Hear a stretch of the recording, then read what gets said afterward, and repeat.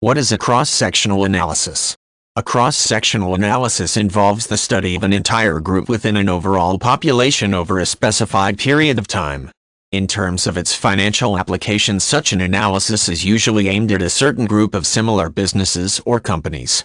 This analysis attempts to determine the strongest and weakest of a certain cross-section of the business world in order to glean useful information for investments.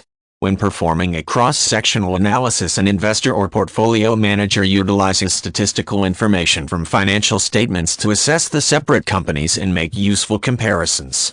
There are many different applications for cross-sectional analysis beyond the business world. For example, the United States uses the census, which can be considered just such an analysis as a way of studying demographic information.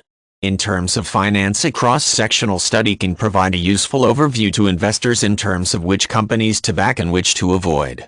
This type of analysis differs from the sector analysis mode of investing, in which investors study how entire groupings of businesses, for example pharmaceutical stocks, are performing with the thought that all such stocks will rise and fall in accordance with each other.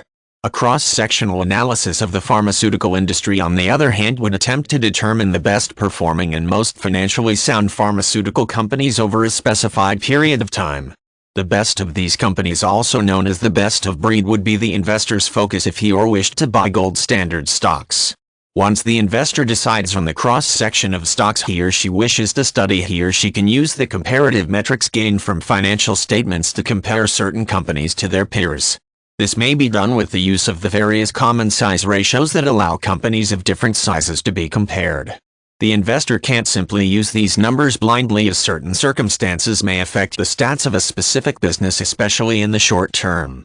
Using these ratios, which can measure debt efficiency or operating capital among other things, in conjunction with the knowledge of each company's situation, can properly distinguish the best of breed. Anyone using cross-sectional analysis may broaden the comparison as far as he or she wants, whether to compare two companies or several. One method of making cross-sectional comparisons is to establish the best in breed as a benchmark and see how other similar companies measure up to that standard. This may allow an investor to find value in a lesser-known company. Investors using a specific ratio for cross-sectional analysis may try to come up with an average of all such ratios of companies within a cross-section, thus making it easy to distinguish which companies are underperforming and which are exceeding expectations.